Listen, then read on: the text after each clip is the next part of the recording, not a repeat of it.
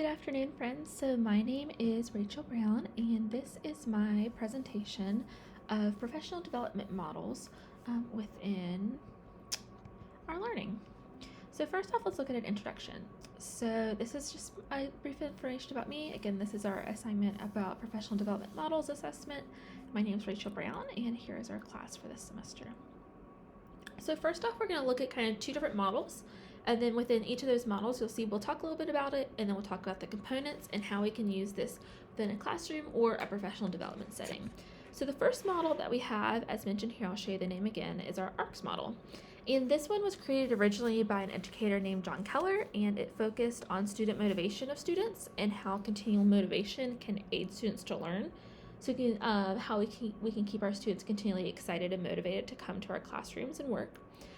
This model is frequently used to keep, like we said, student motivation. And ARCS stands for attention, relevance, confidence, and satisfaction.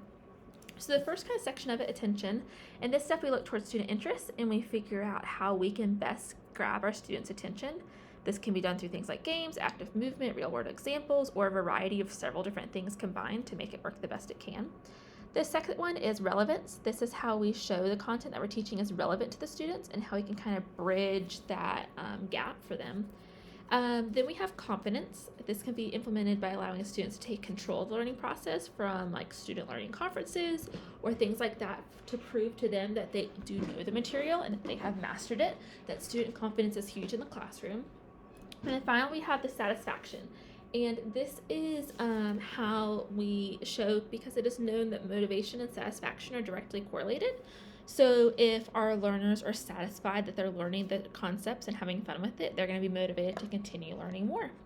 So here's how we can use it from a professional development standpoint. For attention, you can use things such as STEM active building activities and role-playing historical events to kind of grasp their attention at the beginning of a lesson. For relevance, you could, within math, create a household budget and give the students a certain amount of money and they have to figure out what they're going to have for the month. Or you can research STEM careers and see like, hey, I want to go ahead and do this one and go from there. Next, we have confidence, and this is through all subjects. We can provide opportunities for students to teach students.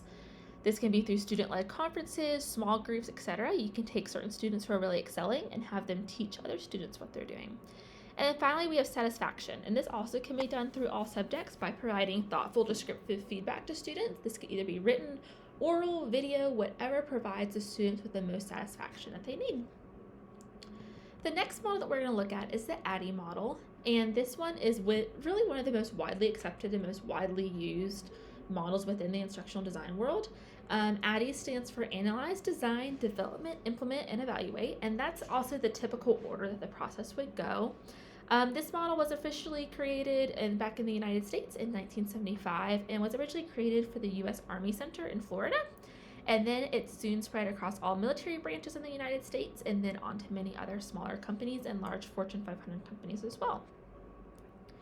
So as we mentioned, there's the Analyze, Design, Develop, Implement, and Evaluate, and we'll go into a little bit more detail about both. So within Analyze, first you're going to identify the target audience, see what the audience needs, where they are currently, and where they need to go. Next is Design.